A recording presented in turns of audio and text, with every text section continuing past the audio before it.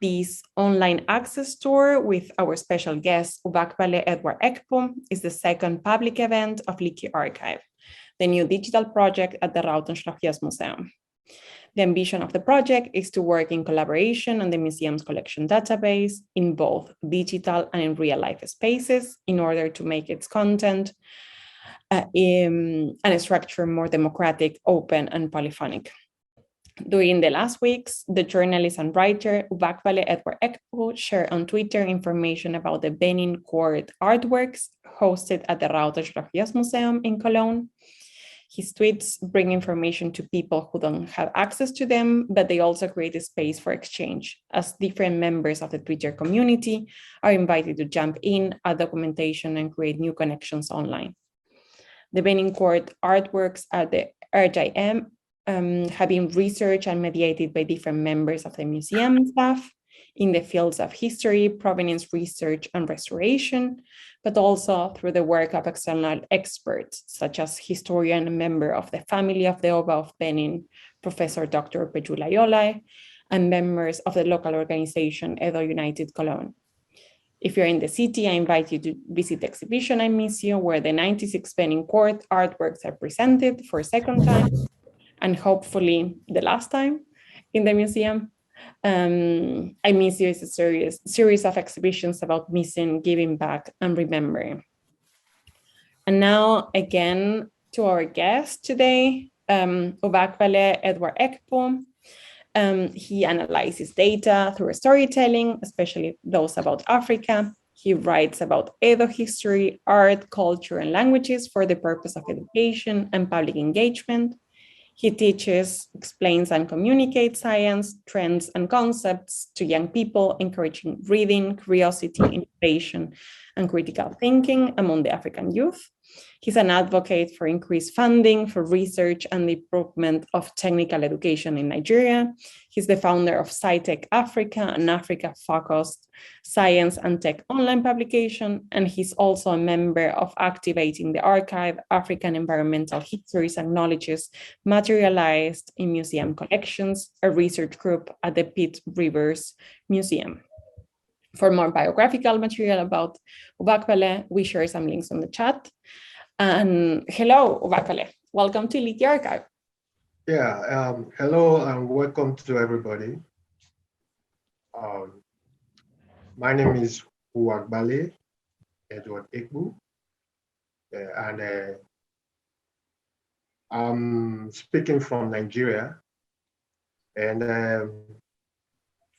I believe many people have heard about the Benin bronze. The Benin bronze of the Edo people. Yeah, actually, the name Benin is not what we call ourselves. It's it was a name given to us by the Portuguese. Actually, we call ourselves Edos.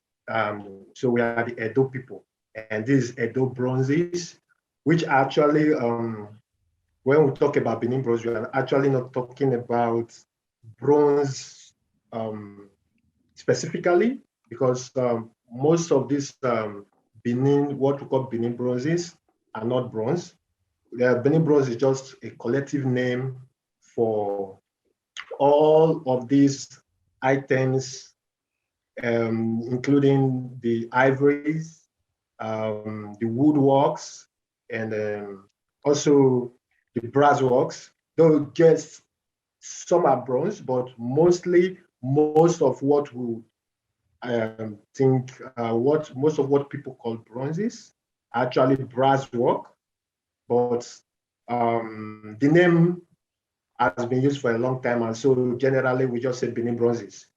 So Benin bronzes are a group of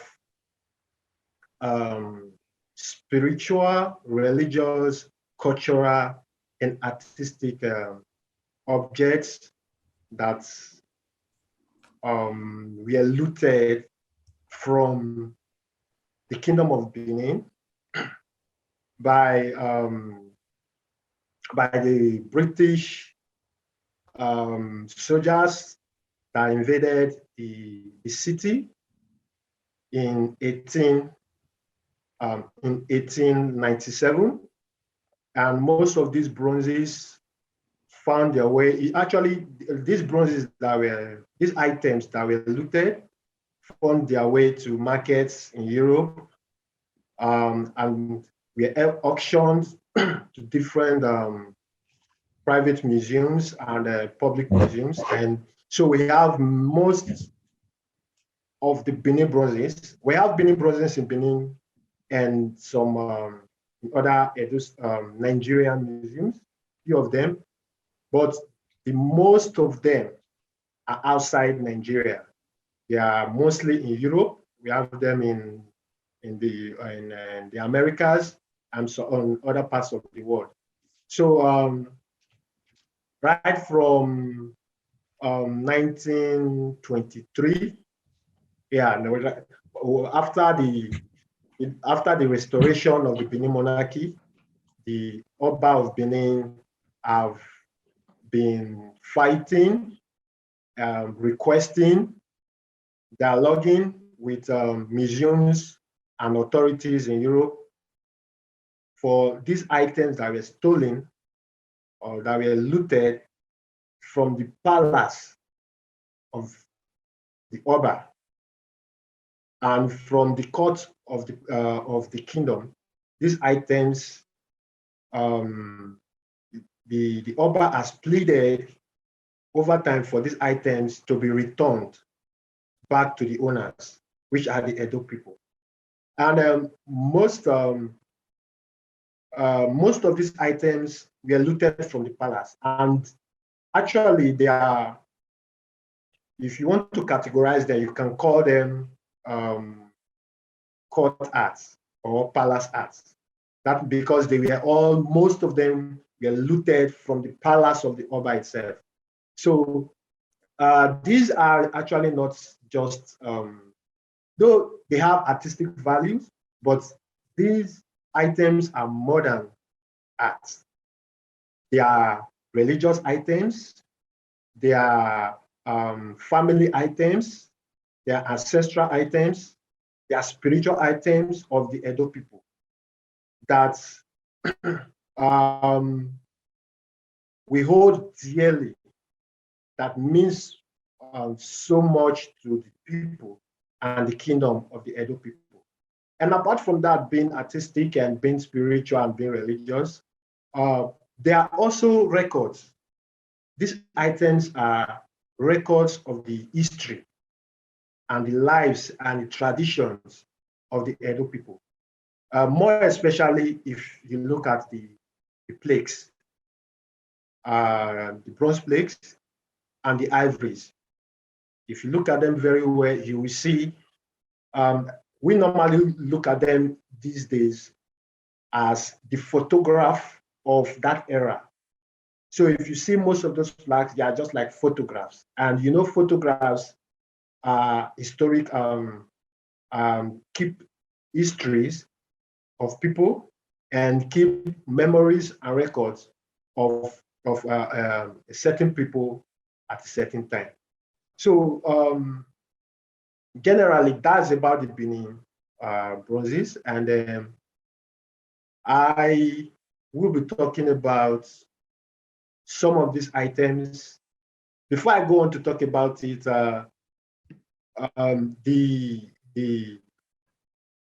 we are very much aware that the German government has agreed to return these items, and then they've I think what is remaining now is just like the paperwork and the legalities and all that. But these items, we are hoping in the near future they will be returned to the owners and then returned back to Nigeria. But what is most important now is that is to create awareness about these items and why they are important to the Edo people and why the Edo people have over the years been fighting and not really fighting in the sense that be agitating and be demanding for them to be returned, because the Benin kingdom is not an extinct kingdom. The Benin kingdom, where these items were looted from, like the people of Edo State, the people of Edo, and the people of the kingdom still exist. The kingdom still exists today. The religion, the ceremonies, the festivals in which these items were used before they were looted, those ceremonies still exist today. We still have the Igwe festivals. We still have the Oba Palace. We still have the monarchy, right? Though the monarchy now, or the kingdom, is now under the sovereign country called Nigeria. But the Oba of Benin is still seen as the traditional head and traditional father of all the Edo people. So we still keep these practices. These we still have the rituals. We still have the festivals where these items, in which these items were used. So I would want to go straight to the items. Is a bronze vessel that has a human face. Yeah, you can see it on my screen. Mm-hmm. So this there's something unique about this vessel. This vessel is like in ancient times, vessels are made like bags. Sometimes they are made with like leather bags, leather materials to be like pouch. And these items are usually used for holding.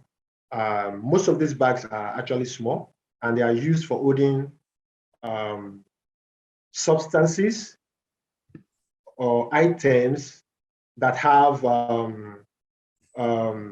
some functional use, and some of these use are more of religious and spiritual. So normally when the military, the Edo military, the soldiers are going for battle, so their military attire includes small bags, you know, and pouches, some in the form of calabash, then some in the form of metal brass, or maybe iron or bronze. So these items are used to hold substances like that are believed to provide protection for the soldiers, you know, during battle. Mm-hmm. So they can be substances that are made from herbs. It can be substances that are made from soil and other materials, but they can also be used to hold substances like, you know, poison for arrows, bow and arrows. You know, bow and arrows that are used for battles, most times they are usually poisoned so that they can be more effective. So these items can be used to hold such herbs that are poisonous, either venoms from baby reptiles, or venoms, poisons, or extracts from plants that are poisonous. So this And one, do they also have a face shape? no, this one is actually unique because they are. I'm trying to give the general use of objects that have this shape. They are used to hold things, like they are vessels for holding these substances and items I talked about. But this very one seems to be, because it's made with brass, seems to be very important item, because ordinarily a commoner cannot afford to commission this object to be made for personal use. So this likely was made or commissioned by the Oba himself, you know, and it appears to be an object that was placed on the altar or a shrine of or in the palace, right? Mm-hmm. So, but the most important thing about this object is the legs. It has legs, right? 2 legs. So, and these 2 legs actually kind of give it setting, give it kind of qualify it to be an object that is related or linked to the messenger of Ogiwu.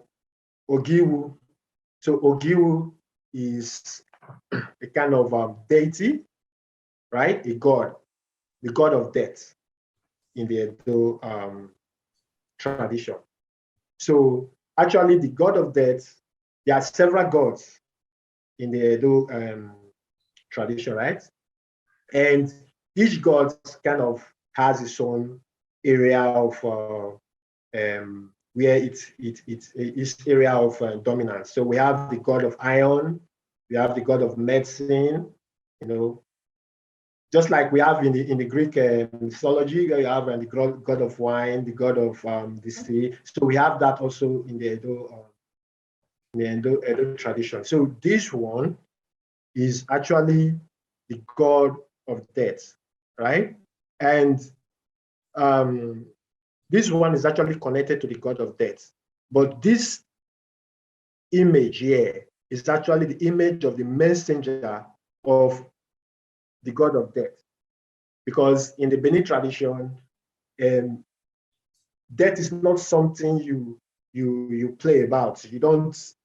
It's not one of those things you want to see, you want to talk about. So normally, the Ogiwu, which is the ruler of death, is not depicted in any of Benin artifacts or any of Benin artwork, because we are talking about death here. But to represent him, normally use the messenger, Ofo. That's the name of the messenger. The name of the messenger is Ofo, and Ofo is normally used to represent the god of death. So Ofo is the messenger of death. So because Ogiwu doesn't present himself, he normally sends his messenger.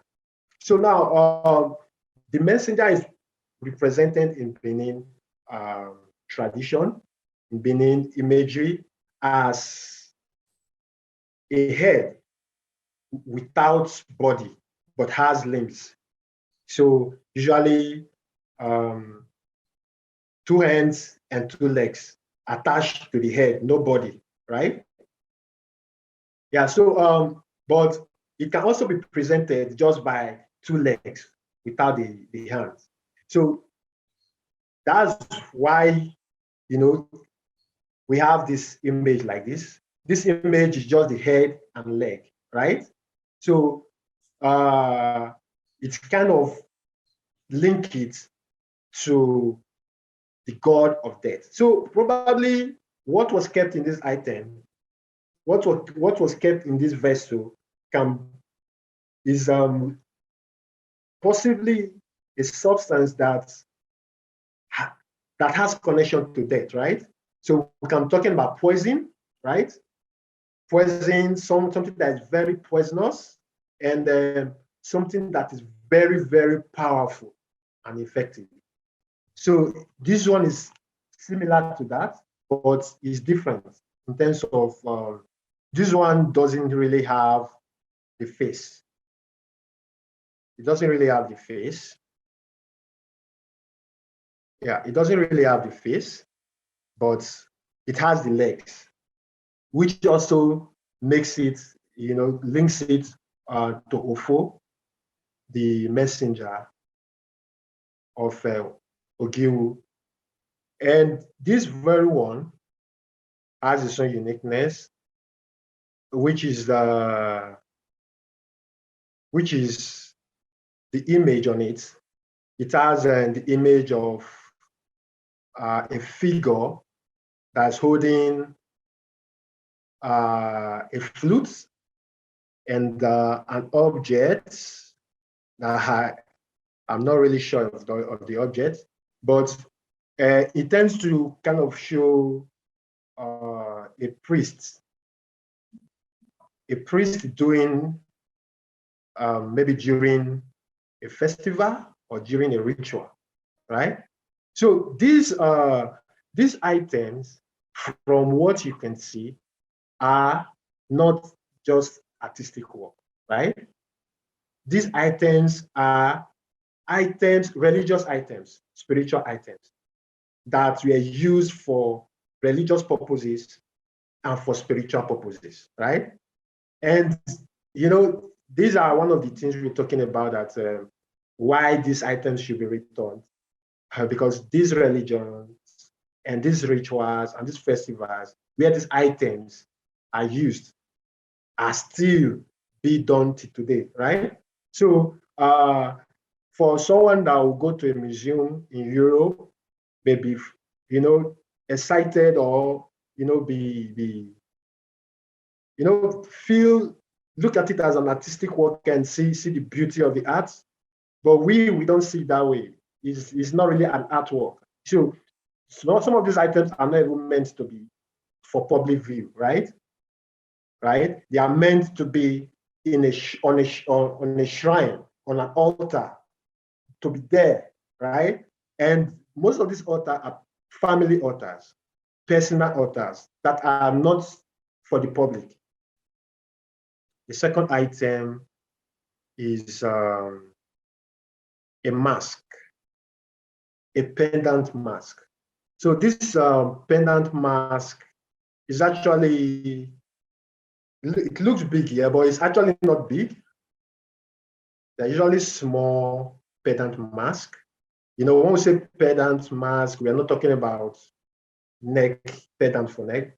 These pendants are tied along the waist, so on the belt, right? And what we have here is the head of a leopard. So if you look at most of many of Benin artifacts, you will find that leopard is mostly depicted on those items. So why leopard? What's the importance of leopard in Benin tradition? Leopard is in Benin, in Edo tradition, like normally they will tell you a lion, king of the jungle, but in many parts of Nigeria and Edo and Benin specifically, we really don't know much about lions. I don't think a lion was much of a thing, right?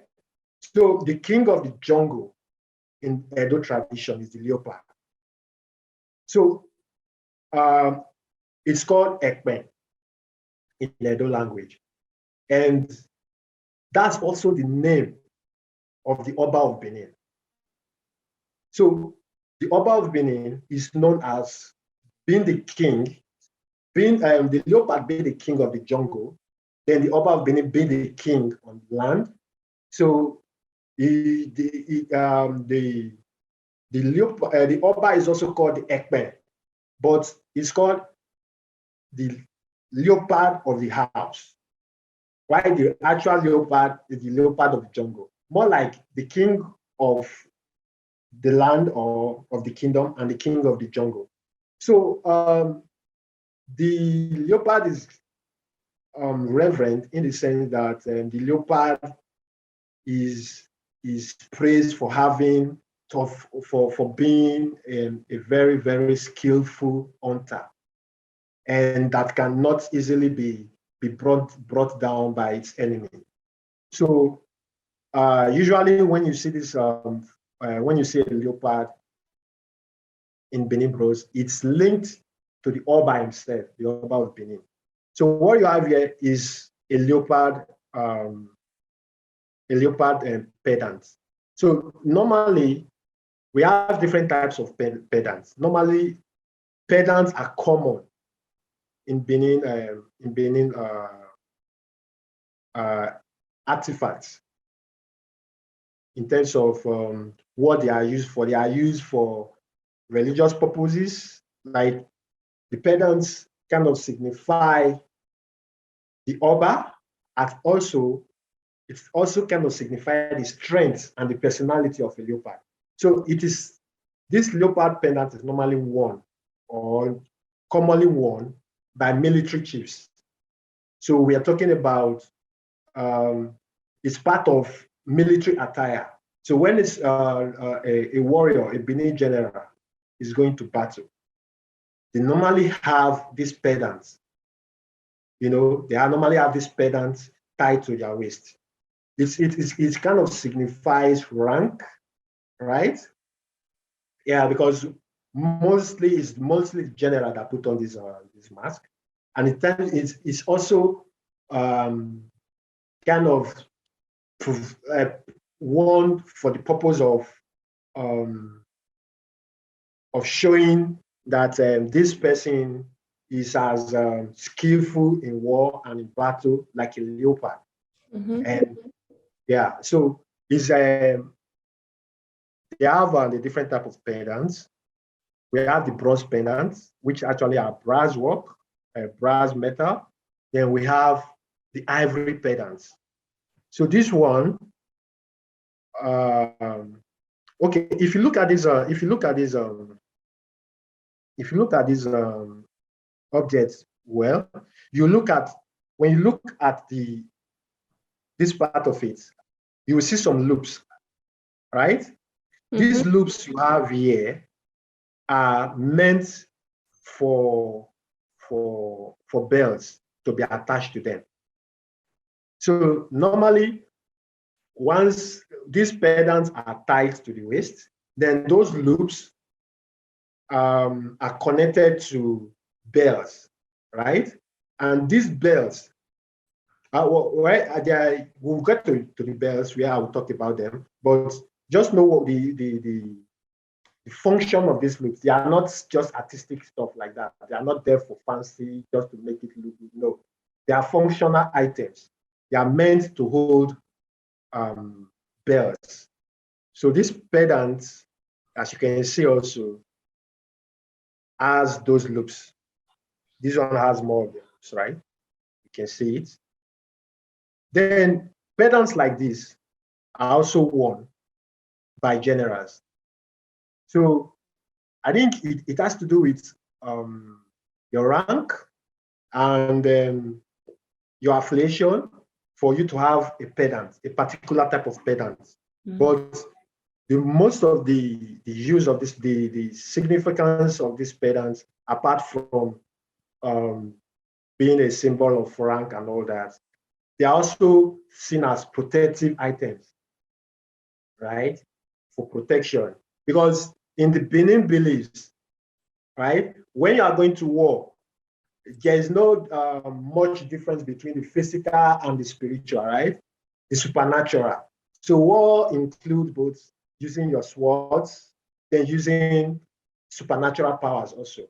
And most of these items are believed to have supernatural powers, right? That can be of like a shield for you when someone is attacking you with his or her own supernatural power. So they can also protect you. So this, here you can see the bell, the crota bell, and I was talking about, right? This crota bell, if you can see at this point, a rope is tied to this point and tied to this loop. So the loop, these loops now we have, like each of them we have its own crota bell, right? So the importance of having bells too will be explained further when we go down. Why these bells are tied to these pendants, right? And why are they worn during battles? But right now, these items are still used today, but most of these things you see here are now used for ceremonial purpose, right? It's like when you go to maybe in the UK, there's this, I don't know, there are guards that has this traditional attire, the red uniform, and all that. You see, many of those, if you look at that very well, you notice that, they are not actually like the actual uniform the police or the military wear in the UK. But you see those guards of honor usually wear those items more of traditional, they are more symbolic, right? So these days when there are festivals, like Igwe festivals, you still see the chiefs, the obas putting on these things, right? Dressing in their military attire.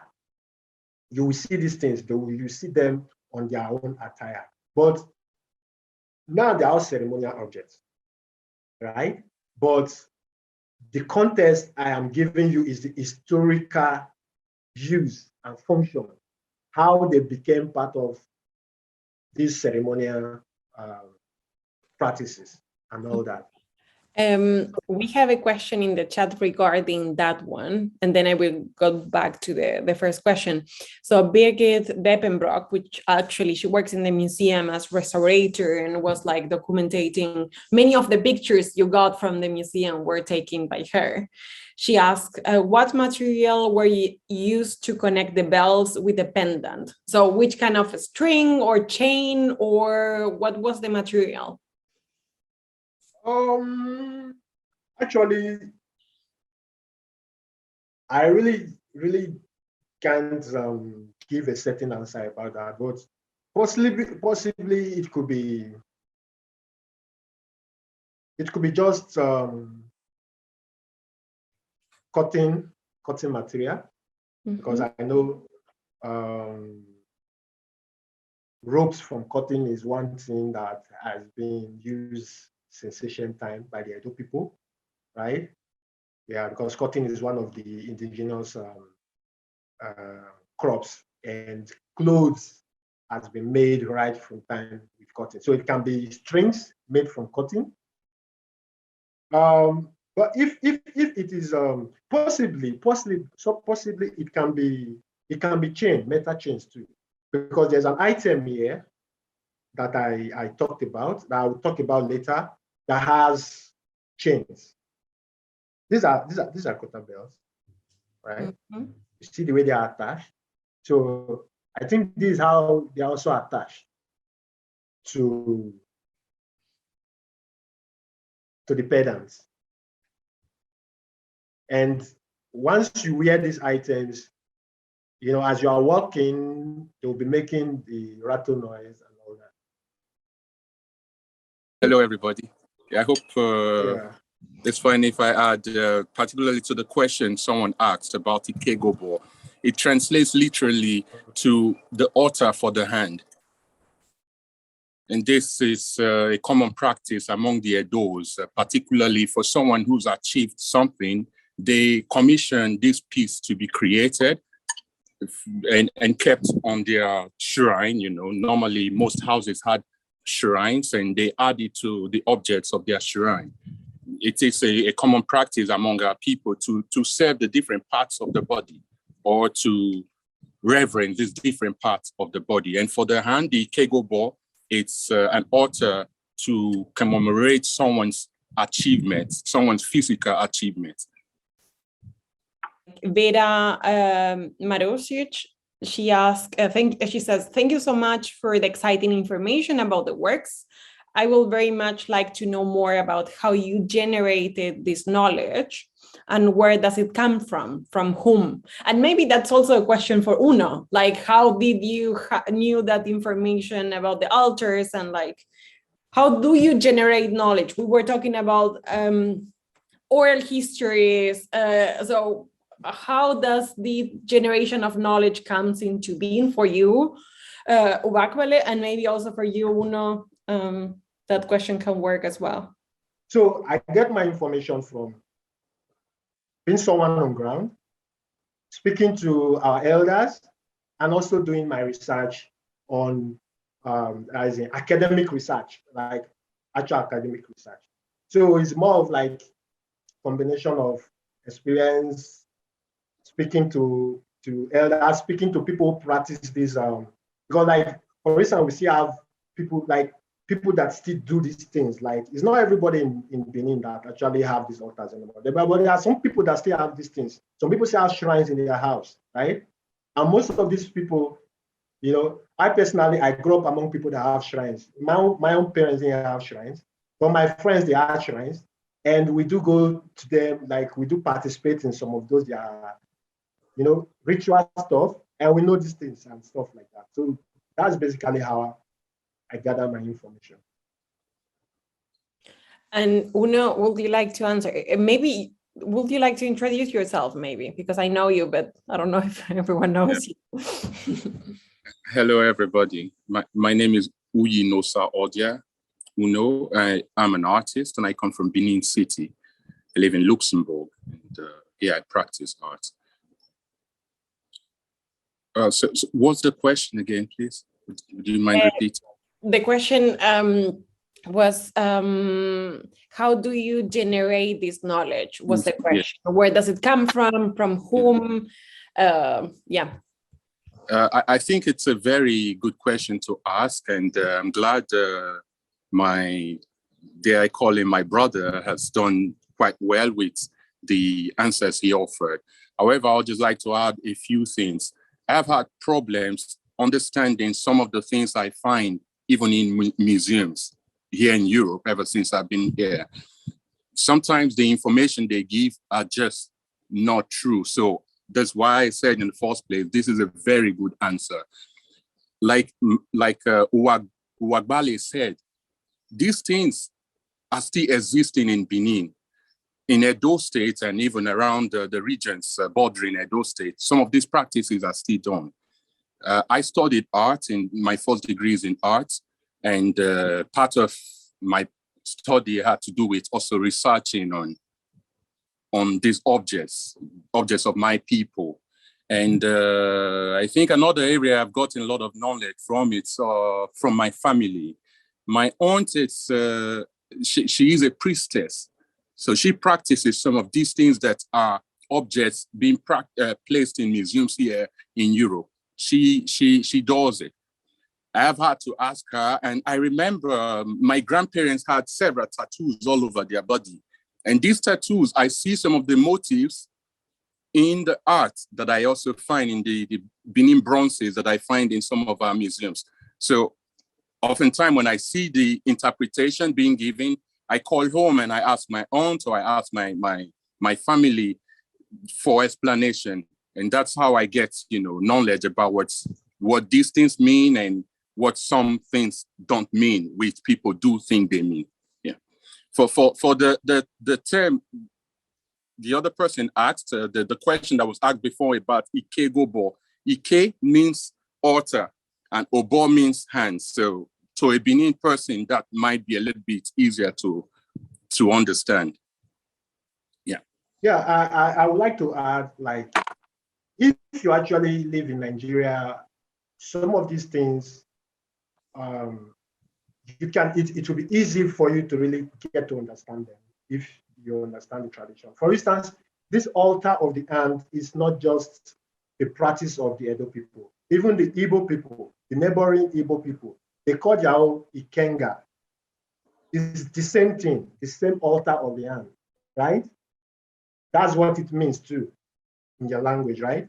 It's the same principle that is the same principle. The principle of the Edo practice is the same principle of the Igbo practice. Theirs too is also the altar of the hand. So some of these things are just normal stuff, right? Even without you getting to go and read it somewhere.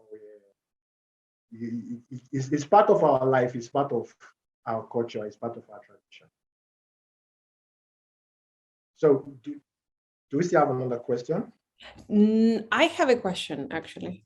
All right. That's okay. So we always talk about restitution in relation to justice and accountability and dignity and ethics of humanity, but how it's related to access. You both were talking about, yeah, when we see the objects, maybe the mediation of those objects in museums in Europe, it's not totally right. Or, for example, you, Uwagbale, when you saw the pictures, there is a question of a scale, or is the difference to have a database, images of the objects, then having been in the same space with the objects, having the possibility of photograph them, of X-ray them, of even duplicate them and make them available. So what's the difference regarding research and creating other kinds of knowledge regarding restitution? Yeah. I personally, from my own experience, right? There are a lot of items, like very, very important items, Benin bronze items that I know about that I don't think I will ever see them unless I travel to this museum to go and see them. So the best I can have, or the best I can know about them is like the best way I can see them is through videos or through photos, right? And for a student in Nigeria who is very much interested in studying these items, it's not like studying these items. Who is more interested in knowing him or herself? For instance, for a dope person that is interested in knowing about his background, his identity, his past and his ancestors. And you have to look at pictures to understand these things. I think it is really not fair in the sense that the people that have access to the real stuff, right, don't have connection to these items. They don't have ancestral connection. They don't have spiritual connection. They don't have nothing. It's just, it is for something for amusement, right?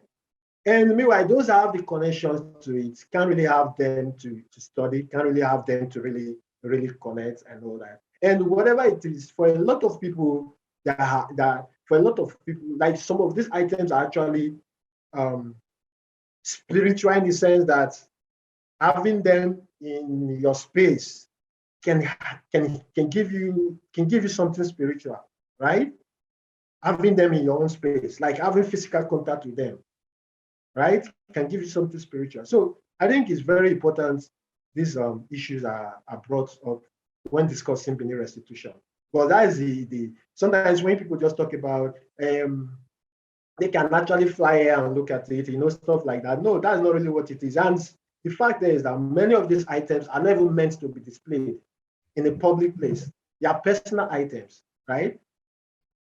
When you go to houses where they have shrines, there are public shrines in Benin, right? There are also private shrines for individuals, meant for just the person, right? And his immediate family. And most of these items are personal items for personal shrines. And they are put in public view and all that. So it's important to look at all these issues when we're talking about restitution. Thank you so much, Uwagbale and Uyi. Thank you. It's a great pleasure. I'm Aurora. I'm working also at the RGM.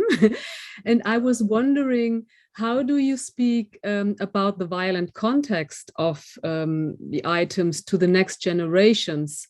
I mean, how do people speak about within the family or even in schools? Because I can imagine, since the history is so violent and so painful, it might be difficult also to transmit this to the next generations, to tell them that your archive have been stolen. So how is this discussed and transmitted to the next generations? And discussed, for example, in schools? Well, I think the best way to talk about it is to tell it how it is, because a lot of the stories about the Benin, because they use names like expenditure, they use some names like that, but I think it's actually an invasion. Benin was a sovereign state. It was a sovereign state. It had its own government on its own land. And, when these British wanted to come, it's like I wanted to come. If I want to go to Germany, for instance, I can't just walk and go into Germany, irrespective of who I am. I need to ask for visa, right? Visa more like, can I come in? You'll be like, okay, don't come in or come in. So these guys came and like, they wanted to come into Benin, and the Oba didn't give them the visa. Then they came by force. And considering the context of what was happening at that time, the British already conquered some other territories around Benin. They sent, they've dethroned Jaja of Opopo, the Nana, like other kingdoms. They've dethroned the kings and taken over the kingdom. And you expect people to react, like the Benin warriors kind of saw the British for that these people that are coming to take our land. And that was how all that happened. But what happened after the British officers were killed was something different again. Yeah, it was a full invasion, and that invasion, led to the burning down of Benin. They burnt down the shrines because it's like going to Britain to attack Britain, then you burn down their churches, right? Then you burn down, it's like burning down the churches, burning down the museums, burning down the libraries. That was what actually happened. So they burnt down the shrines, burnt down the palace, and all that. And the palace was a place where you have all these items. Imagine all those items that were looted.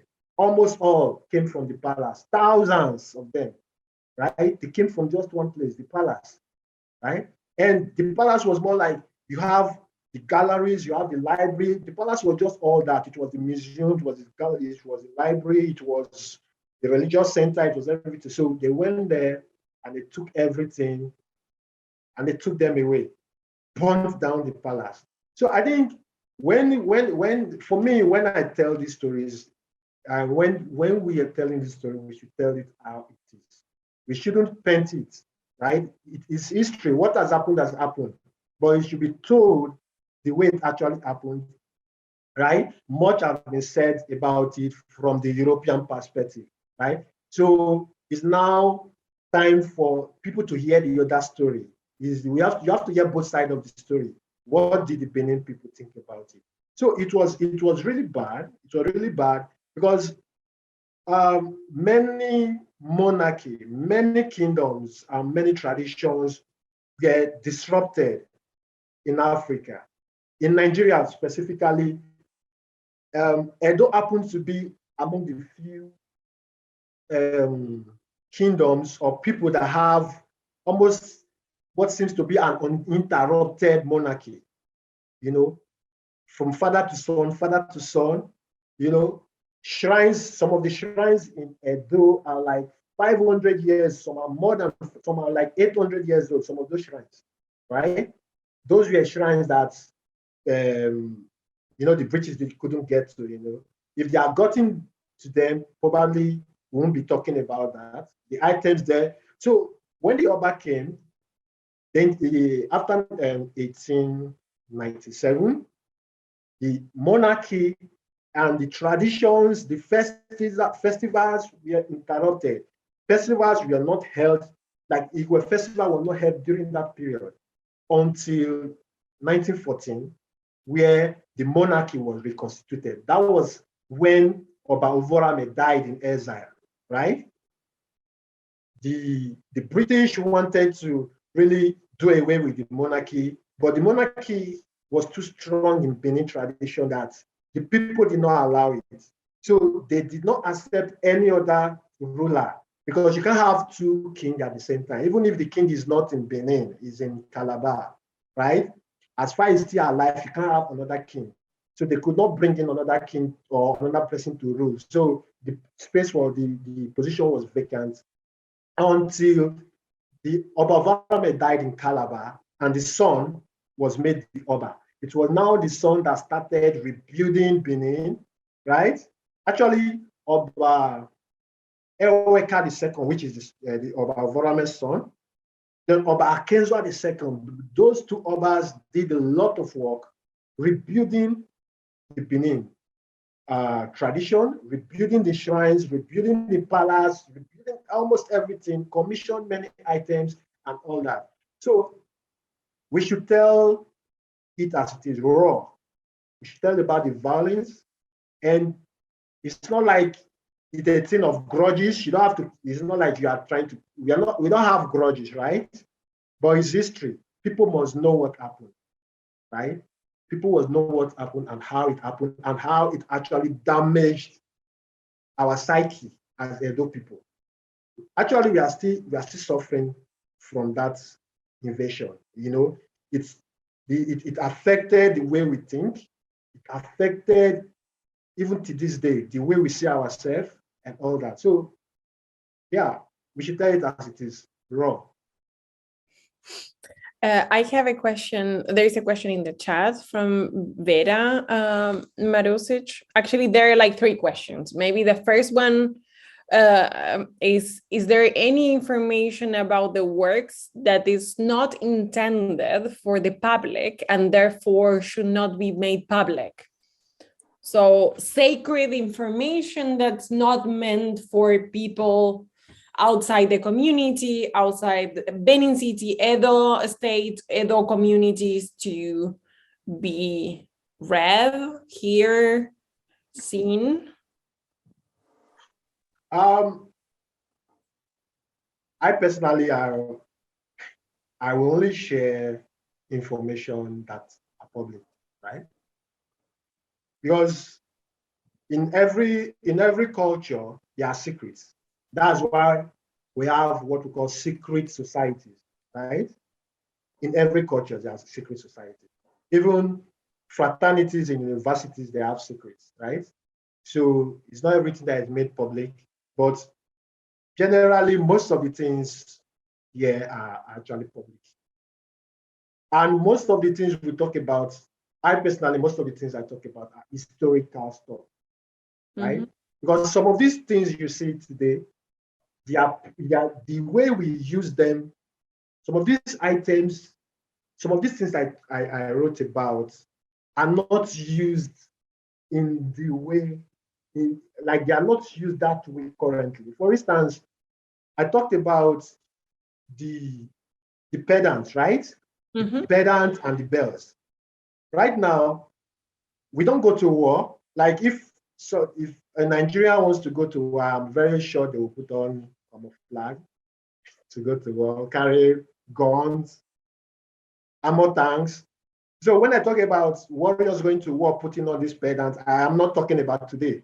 I'm talking about how they were used 500 years ago, 600 years ago, and all that. So, but presently there are things that are done in the palace that are not meant for the public.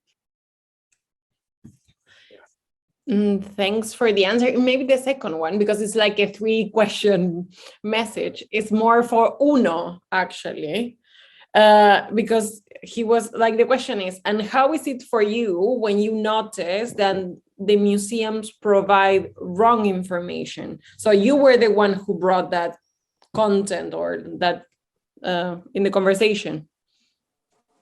I wouldn't say Thanks for the question, by the way. And I wouldn't say that the ROJM Museum had any of this situation, but at least I've been to several others, especially like in France, you know, where there's really, really different perspective from where they are coming from and how they also display the work.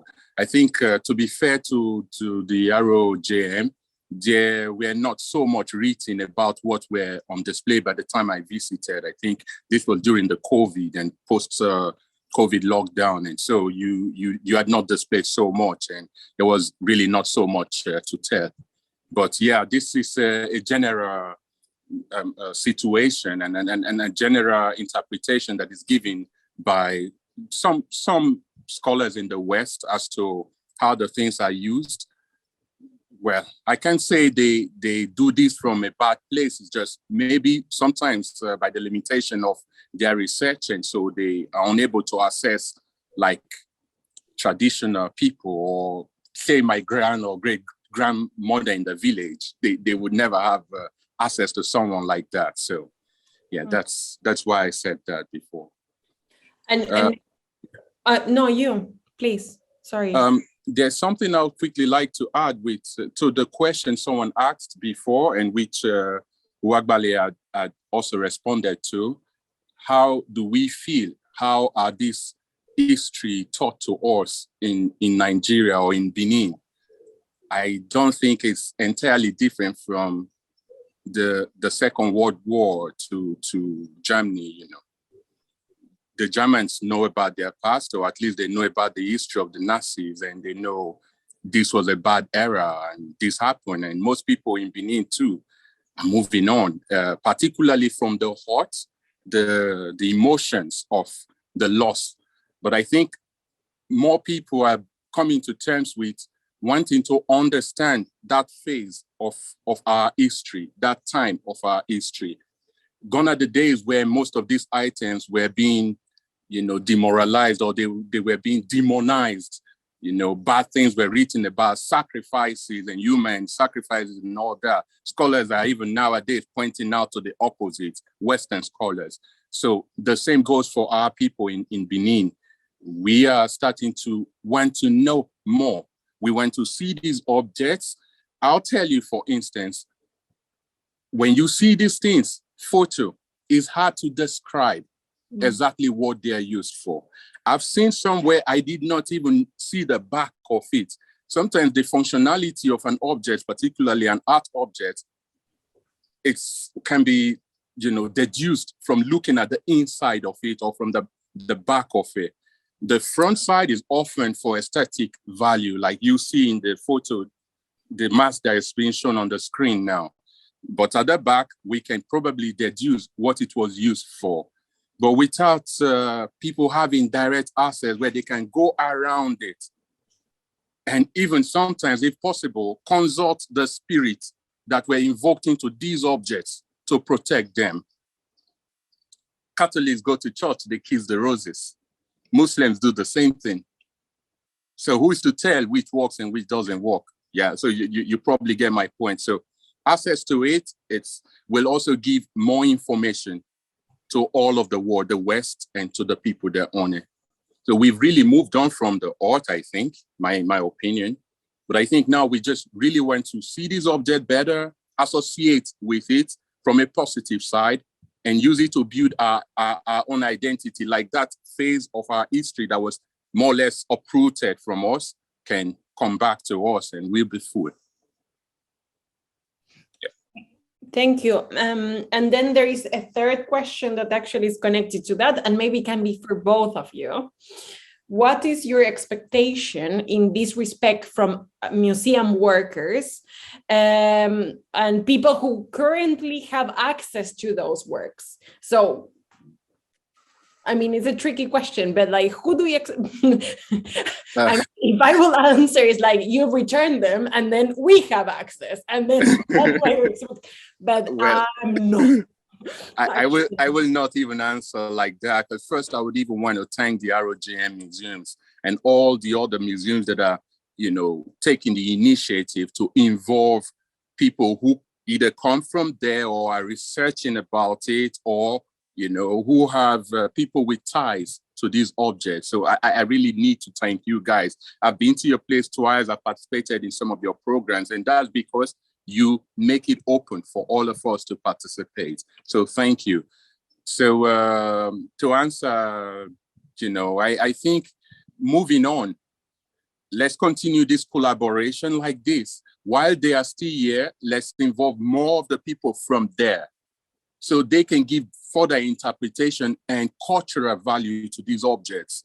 It hurts me, to be frank, it hurts me sometimes when I see words people used to kneel down in front and worship being put behind a glass.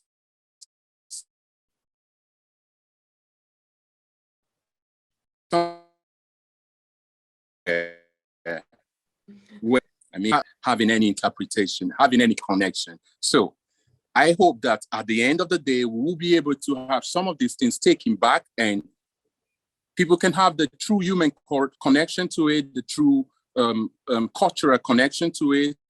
And I've heard about the rotational thing. Yeah, that too is a great idea, I think. But I think the end goal should be a combination of everything. Thank you. You're welcome. Uwagbale, what do you expect from museum workers, from the museum? Maybe in connection to the research you've done so far and regarding access. So who has access to those objects? Who has access to the database even? And not just like, because now we are talking about restitution, it's about ownership of the court works, artworks, but also about the images, the data, who owns that data. So maybe, I don't know. Yeah, in terms of ownership, I think we really don't need to talk much about ownership because we all have agreed that it is owned by the palace, the Benin Palace, right? So there's not much to talk about ownership. And that one is very clear. What we are looking at now is, repatriating them to Benin. So in terms of repatriating them to Benin, they belong to who they belong to. That means they have to be used for whatever the owners choose to use them for. If the owners decide to be like, oh, this was an item on the family altar or the family shrine, and they've returned it, and we are taking it to the family shrine. Family shrines are not for public, they are for the family. So that means nobody will get to see it ever, right? Because they've taken it to where it belonged or where it was taken from. Then there are some that will be like, okay, some of these items, let's make it for, let's allow the public look at them and see them. And however they choose to display it and present it for their own interest should be respected by whoever is coming to see them. So it doesn't necessarily mean that those items will have to be displayed the way they are displayed in the UK or in Germany. It doesn't mean it has to be in the museum. They can take them, they are public shrines in Benin, right? They can take those items, probably those that were removed from those shrines, take them to those shrines and keep them where they are supposed to be. So when you want to see them, you go to the shrine and see the shrine, then you even understand the context of the item. Because when you carry this context, you put them in the show glass in Germany, people don't even understand the context of the item. Like, how does this even connect to anything? They don't know. But probably when you go to Benin and you see these items put in their rightful place, because certainly you see there are other items that will be there. You now see the relationship between these items. You get a bigger story. You get better understanding, and you get to better respect the people. You get to better respect the people, because now you're getting, it's like a revelation. You're seeing the bigger picture of things. So I personally, and the way I know the Benin people see it, these items, many of them, when they get back to Benin, they will not be put in the museum, right? Then those that will be meant for public view, right? Then it's important that they see this aspect of studying, right? Studying of these items, because these items are now as they are. Like, times have changed, things have happened, things have happened, and these items are now object of curiosity. I'm not talking about for Europeans or for Americans or for Asians or people from other countries. Like, student of history of Edo origin, right? student of archaeology, students someone that wants to have actually sincere interest of knowing about his ancestry or these are our background. They want to study these items, and some of them we need to do research on them. And this research may have to require assistance from Europe, right? Assistance from museums in Europe, from universities in Europe, partnership, sharing of knowledge, and stuff like that. Because truth be told, there are some records that early records of Benin or African civilization, where the Europeans that came before the pre-colonial era, like the 15th century, the 16th century, there are so many of those documents that were written and records that were written at those time at that time that are in museums, are in libraries in Europe and in America, right? These are record of things that happened like in the 16th century, like the records the Portuguese explorers made about their journey, the things they saw, the people they met, and all that. Those are written records, and many of those records are not. We don't have, even as I speak to you, we still don't have access. Many of them are in non-accessible. Like when I mean non-accessible for people like us, they are in database that we cannot access. Database in university like Oxford, in university in imagine like letters that were written by the kings, King of Portugal to the Oba of Benin. I am very sure they still have copies of those letters, and they are in, libraries or archives in Portugal. So how do I get to access those information? So we also need partnership. We need partnership with universities and museums, right, abroad, for us to even know more about ourselves. So the partnership is important. It's very, very important. But the most important thing is that the Benin people, we have to decide by themselves what is good for them and how they want to use their objects. I think we should have more of this interactions between people, like people on ground, like people from Benin or people from Edo that owns these items, that